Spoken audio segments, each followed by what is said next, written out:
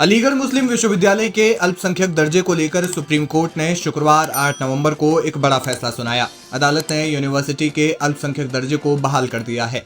7 न्यायाधीशों की बेंच में से 4 जजों ने इसके पक्ष में जबकि 3 जजों ने विपक्ष में फैसला सुनाया। इसके साथ ही अदालत ने 1967 के उस फैसले को खारिज कर दिया जिसमें अलीगढ़ मुस्लिम विश्वविद्यालय को अल्पसंख्यक का दर्जा देने से इनकार किया गया था।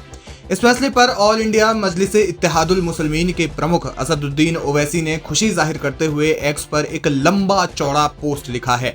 उन्होंने सर्वोच्च न्यायालय के फैसले को मुस्लिमों के लिए महत्वपूर्ण बताया।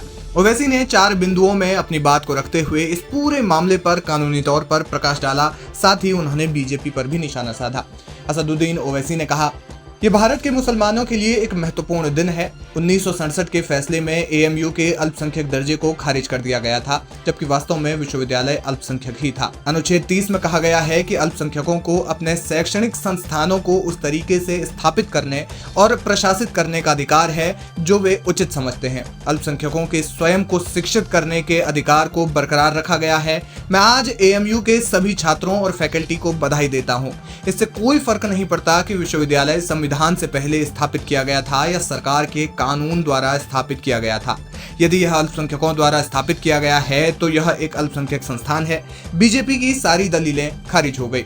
इस दौरान उन्होंने बीजेपी पर भी निशाना साधा। ओवैसी ने कहा, भाजपा ने इतने वर्षों तक एएमयू को अल्पसंख्यक का दर्जा देने का विरोध किया। अब यह क्या करने जा रहे हैं? इसने एएमयू और जामिया और यहाँ तक कि मदरसा चलाने के हमारे अधिकार पर हमला करने का हर संभव प्रयास किया। भाजपा को आत्ममंथन करना चाहिए और सुधार करना चाहिए। उन्होंने मोदी सरकार को नसीहत देते हुए कहा कि मोदी सरकार को इस फैसले को गंभीरता से लेना चाहिए। उन्हें एएमयू का समर्थन करना चाहिए क्योंकि यह एक केंद्रीय विश्वविद्यालय भी है।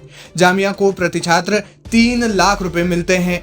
एएमयू को प्रति छात्र 3.9 लाख रुपए मिलते हैं, जबकि बीएचयू को प्रति छात्र 6,15,000 रुपए मिलते हैं। जामिया और एएमयू ने राष्ट्रीय रैंकिंग में लगातार अच्छा प्रदर्शन किया है। सही समर्थन से विश्वविद्यालय विश्व स्तर पर प्रसिद्ध हो सकते हैं, लेकिन इसके लिए मोदी को उनके साथ भेदभाव करना बंद करना होगा।